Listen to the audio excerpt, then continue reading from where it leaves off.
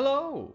And we're here again with the tea at just about 20 to 2. And it's funny that with time and all of that, because yesterday I kind of said, oh, 10 past 1, I've sort of found my recording time, which I have said plenty of times over this project, I'd say, over this last year. I've been like, oh, 20 to 5, that's totally going to be my recording time. And 7 o'clock in the morning, that's gonna be the new one, because that's how I wanna roll. It's been all these different ones, but what was funny about yesterday was that I was sort of lying, apparently. Saw it when I was making the the matrix or whatever, the schedule for the video, sort of the thing I have all around me, well, right now as well. Because I saw the recording time wasn't 10 past 1 2 days ago. It was 20 past 1. I know, it's big things that are in circulation, but you know, just for the lols, I recognized myself in being wrong before any of you said it. And I was like, do you know what? I actually did. Anyway, I can't go on with this. It's not that important. It's too hot. And by the way, speaking about things that aren't that important, that is what today's video is going to be all about. Yes! Because we are going to talk about some items that I do not recognize to be important enough, or that I have, well, they are semi-important, some of them, or that I have enough experience discussing at this point in time, or at least I lacked certain perspectives to actually get an insight in what we're talking about when it comes to these different issues, so that I feel like I can't make an entire 20-minute video about it. However, what I can do is mentioning all of them, right, in one video shortly. And that is kind of what we're gonna do. And this is also following the theme that I thought that I haven't actually been discussing that many stuff with people since I quit university. And I'm saying quit, taking a break, because I rather finished university. Yeah, that's the proper way of saying it. Finished one of my educations before I go on to the next one.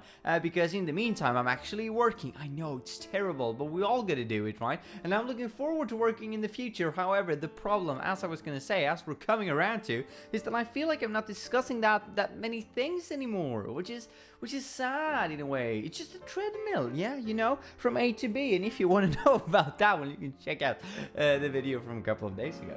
Anyway, mates, let's get into the thing. Well, the recording time, as I mentioned. The next one is the icebreaker. Yes, with a T. And it's funny, in a way, that, you know, this is hot, and I'm saying icebreaker, but in a way, in order to break the ice, you can either apply certain amounts of force, or you can just heat it up and make all the energy, you know, just exposed from it, and it will kind of melt away and not break. But if you do it in one place and then try to break, you get the gist. It's not that funny. Still too hot. Piece of tea. People do not fully recognize the importance of an icebreaker and how people can utilize it. And I know, you guys might be skeptical when I'm saying this, but such as other different performers, right? And yes, I'm considering myself a bit of a performer. Not like at the level of Sean Locke or Ed Sheeran or any of those guys. No. That's not what I'm saying. Not this PewDiePie or Jacksepticeye or Markiplier either. No, obviously not. But to some degree, what I'm doing right here, people can actually view it. It's public, right? So to some extent, I would argue that this is some form of entertainment you're just presenting, yeah? And you cannot probably fully understand the importance of an icebreaker, not just for the audience, but for the performer, him or herself as well. Something that at least I have neglected over the many years that I've been watching comedy and such, or that I've been watching people perform, or just been talking, debating, discussing. Because that short amount of time that I have right now when you're just picking up me tea and fibbling with the gadget that tries to, you know, that gets the tea out of there, that actually makes the tea in the water, the herbs, so to say. The time it takes for me to fiddle with that when I'm not talking in the beginning is a time where I can collect my thoughts. And I thought, that's kind of interesting, but that's probably just happening to me though. No, I've actually seen a lot of comedians, stand-up comedians, right, that gotta think on their feet, and other people who are debating, that are trying to meet a direct response.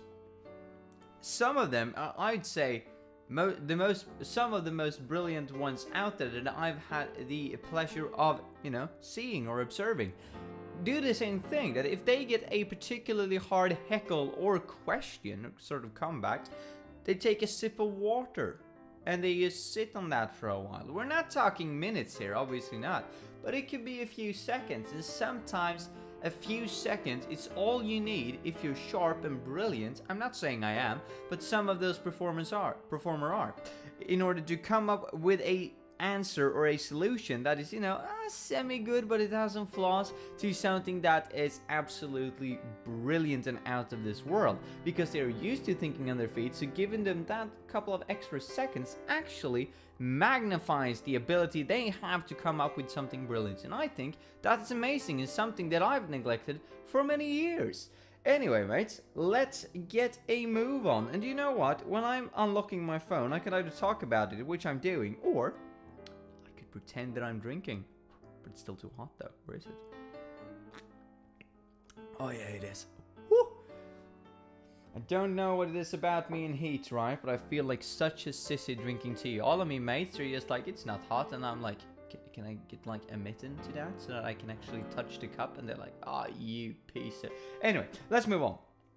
Student solutions. It's kind of funny. It's been on my mind for a long while, because some of my friends who are not studying are saying that student solutions, or at least the way I'm applying the term, is just common solution, kind of a DIY. What I am kind of describing a student solution to, is an effective and easy way of solving a need or filling a need with existing resources that you do have. Now, to some degree, yes, that is DIY, do it yourself, sure. But what kind of puts the student solution apart is that it needs to be effective, it needs to be quick, it's often modern, and it's often viewed as, well, we can see that you came up with this solution, but we can obviously see that this is because of your lack of resources. Now, to show off one of these examples, right, you can probably see in the, what will this be for you, the left hand, right hand, bottom corner, something like that. Otherwise, where I'm pointing, there used to be, right, if I'm not covering that up with anything as of late, because that could be true. Wow, you might not know. Okay, anyway, if you do or not do know, I usually have sort of a guitar case standing over here, a hard case that I'm constantly using for one of my guitars, because I do not, unfortunately, have enough of guitar places. What I'm using it for now, though, and the reason why you do not see it is, and the drum roll, please. Ta-da! As a place to kind of dry my pants, yes. So I'm using, as you can see, the hard case that is firmly standing on its own to elevate the pants up into the air, where the moisture of them can be absorbed from the window over there.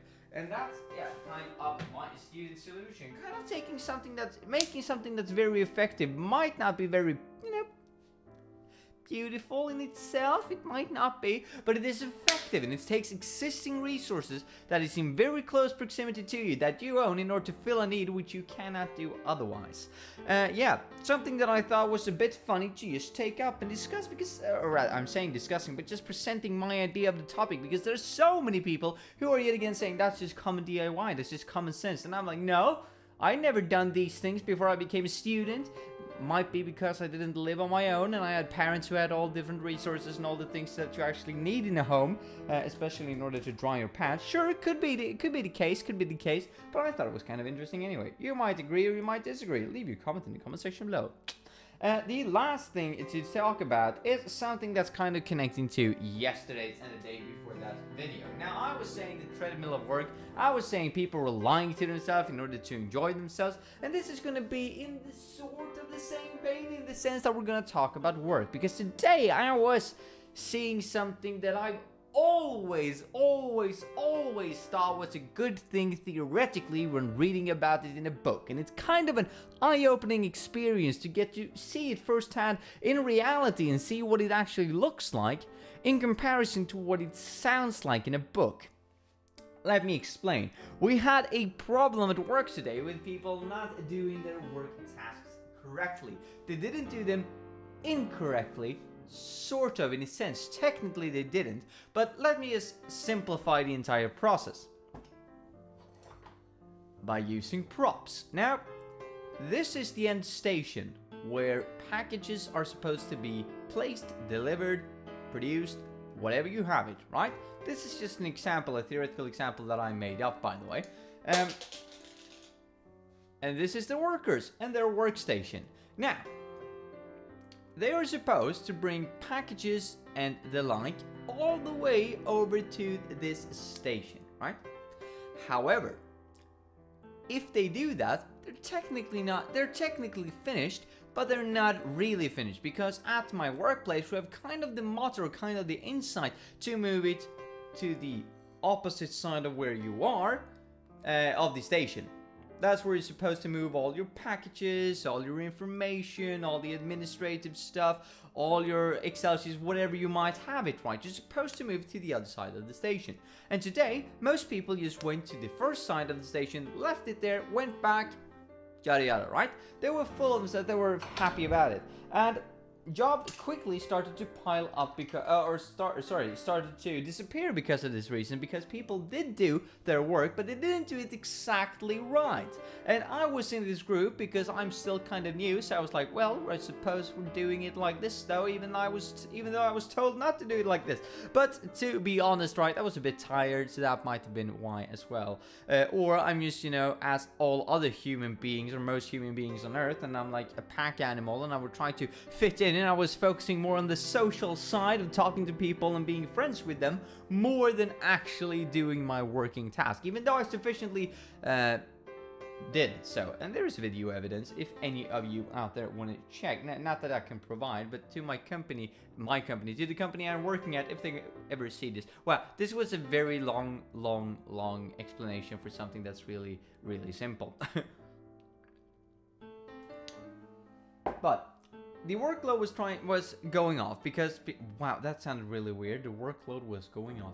The workload was decreasing because of this, because people didn't do it enough, right? They didn't go the extra miles, let's say, the extra steps in order to leave it at the right place. And this meant that we were kind of finished-ish all the time, or we're kind of, you know, we don't have anything to do right now because we're kind of finished because, well, the scheduled allotted time that we had to produce a certain task, we didn't utilize all of that time because we didn't do the full task. Kind of obvious in a sense, right?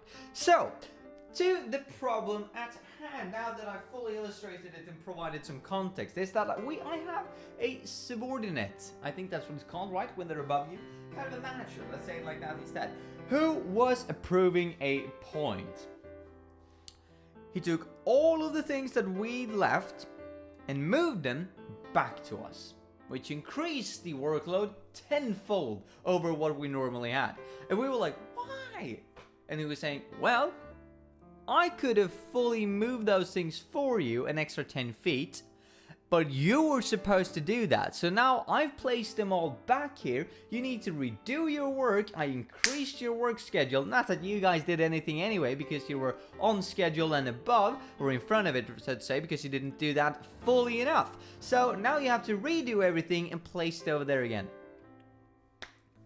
I would still like to say that I'm on the side of what he did was right, but many people were of the mindset that it was wrong. So from a totally utilitarian perspective, if we look at the great of the masses, we can argue that at this point in time, that wasn't the best direction. Even though I still was like 2 thumbs fresh, mate. You illustrated your point, you made it so that, well, this is a lesson to be learned because we do not want this to happen to us in the future ever again. However, yet again, some of my colleagues were like, he was crazy. That's you can't do that to us. That's actually work we've done. He's so ungrateful for the things. And I'm like peeping up and be like, well, we did do it wrong though. People are like, yeah, so?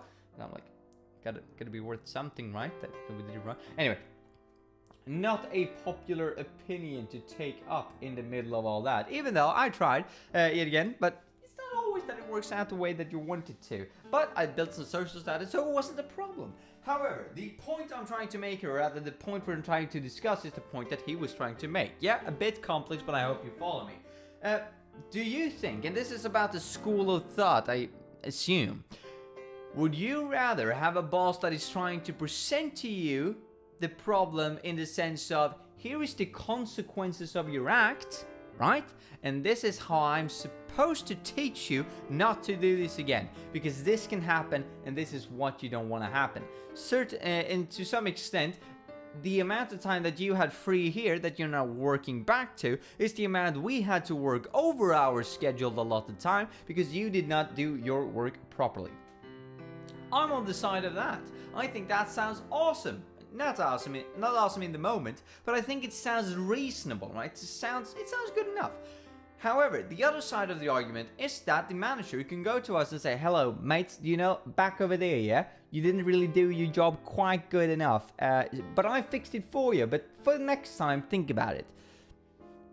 I would argue that most people would say that that's the better, more humane way of doing things as a manager, showing off that you're not too good to work yourself, and that you can actually shove those things around for them because it's less of a hassle for you, who is needing to move them all a shorter amount of distance to actually complete the task, instead of moving them all back to us. However, I think that the longevity of the situation is obviously going to depend on how it was applied to the other people in the group that I was with, but I would argue that for me, at least, in the long run, this is amazing, because I don't want to redo my entire workload that I did previously ever again. I want to do my work, complete the work, do it properly, and be finished with it. I don't want to have it come back to me and be like, so this sucks.